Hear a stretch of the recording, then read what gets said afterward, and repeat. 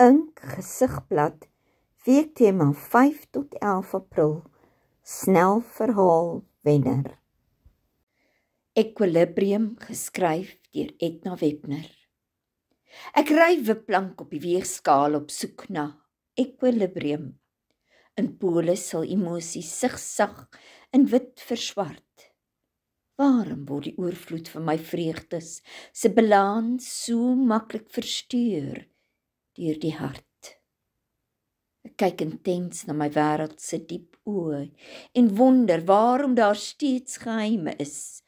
Soveel teorieë is gelaai op die glyskaal van gemengde gevoelens wat soms in gisters gis.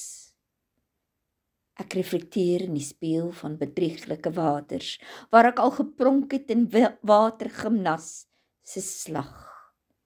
Nes uit kringgolwe, longitudinaal en transversaal, is versteur, duik emosies, stil oppervlaktes, se perfekte simmetrie pragt.